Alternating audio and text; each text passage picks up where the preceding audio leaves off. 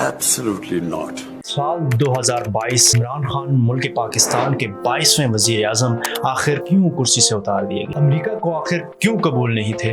इमरान खान को हटाने के बाद कौन से ऐसे काम किए? 23 फरवरी को इमरान खान रशिया जाते हैं। साबिक सदर आसिफ अली जरदारी के 2011 में रूस के उस वक्त के सदर मेडवेडेव के दावत पर 3 रोजा दौरे के बाद किसी आला पाकिस्तानी रहनुमा का मॉस्को का ये पहला दौरा था। इस दौरे में दो तरफा ताल्लुकात पर बात हुई। दोनों रहनुमाओं ने तवानाई के तामन पर बात की, इस्लामोफोबिया और पाकिस्तान की सूरत हाल समेत अहम इलाकाई और बैनुल अक़वामी मसाइल पर भी बात की गई। इमरान खान को उस वक्त ये मालूम नहीं था कि ये उनका आखिरी दौरा होने वाला है। इमरान खान के रशिया जाने से 3 दिन कबल यूक्रेन और रशिया की जंग शुरू हो चुकी थी। खान वापस आते हैं और 7 मार्च को पाकिस्तान हुकूमत को एक साइफर मौसूल होता है। क्या इमरान खान रूस का साथ देने वाले थे इस जंग में, जिसकी वजह से उन्हें हटाया गया? इमरान खान जो कि खुद जंग के खिलाफ हैं, वो न्यूट्रल रहते हैं और अमेरिका पाकिस्तान से ये चाह रहा होता है कि वो यूक्रेन का साथ दें बजाय इसके कि वो न्यूट्रल रहे। और दूसरी तरफ अमेरिका और रूस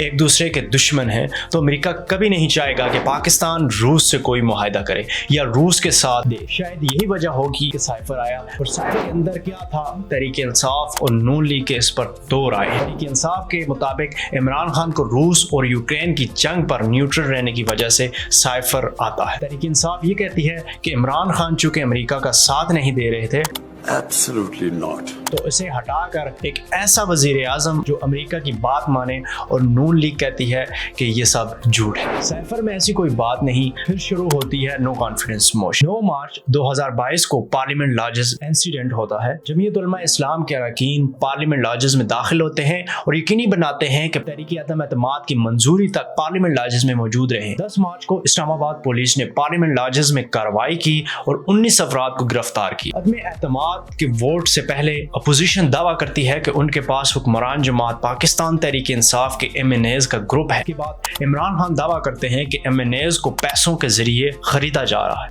18 मार्च को पाकिस्तान तहरीक इंसाफ के सपोर्टर्स सिंध हाउस पर दावा बोलते हैं और उन्हें गिरफ्तार कर लिया जाता है, जिसके जवाब में चौधरी फवाद हुसैन ट्वीट करते हैं कि सिंध हाउस को नया छांगा मांगा बनाएंगे तो अवाम की नफरत का सामना करना पड़ेगा। छांगा मांगा क्या है? छांगा मांगा लाहौर और चूनिया के दरमियान वाक़े एक जंगल है। छांगा मांगा की शुरुआत होती है 1989 में, जब बेनज़ीर भुट्टो के खिलाफ no confidence motion National Assembly में आती है। तब नवाज शरीफ ने बेनज़ीर भुट्टो के खिलाफ MNAs को छांगा मांगा में रखा और उस दौरान हॉर्स ट्रेडिंग शुरू हुई। हॉर्स ट्रेडिंग का मतलब है MNAs को पैसे या ओहदों के एवज खरीदना। छांगा मांगा के दौरान सिर्फ नवाज शरीफ नहीं बल्कि बेनज़ीर भुट्टो ने भी हॉर्स ट्रेडिंग की और उन्होंने अपने MNAs को C-130 तैयारे में बिठाकर स्वात रवाना किया, जहां उन्हें सेरीना होटल में ठहराया गया ताकि वो अपने मुखालफिन के हाथ में लग जाएं। ताहम ये no confidence motion Benazir Bhutto के हक में रहा। इमरान खान को नो कॉन्फिडेंस मोशन में 172 वोट्स की जरूरत होती है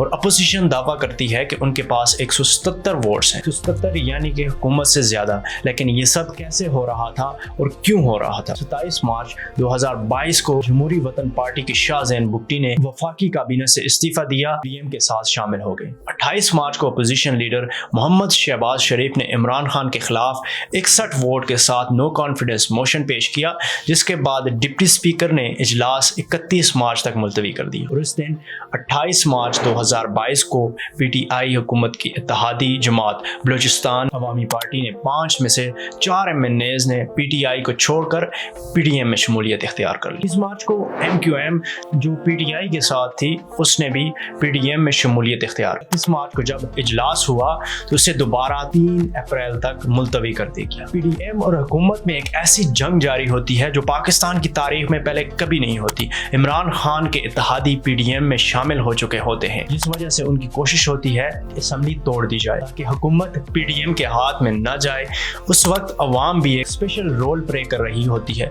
जो अवाम इमरान खान के खिलाफ होती है वो ये सुनती है कि इमरान खान को साइफर की वजह से निकाला जा रहा है, तो अवाम खान के साथ होती है और काफ़ी एहतजाज होते ہیں لیکن احتجاج نمبر گیم میں کام نہیں آتے۔ 3 اپریل کو deputy speaker Qasim Khan sorry نے عمران خان کے خلاف تحریک عدم اعتماد کو یہ کہتے ہوئے مسترد کیا کہ یہ آئین کے آرٹیکل 5 کی خلاف ورزی ہے۔ آرٹیکل 5 کہتا ہے کہ ریاست سے وفاداری ہر شہری کا بنیادی حق، یعنی کہ سائفر سچ ہے اگر no confidence motion Imran Khan کے خلاف ہوتی ہے تو یہ آئین کی آرٹیکل 5 کی خلاف ورزی ہے۔ اور یہ آرٹیکل کی خلاف ورزی ہے آخر کیوں P D M no confidence motion دائر کرتی ہے؟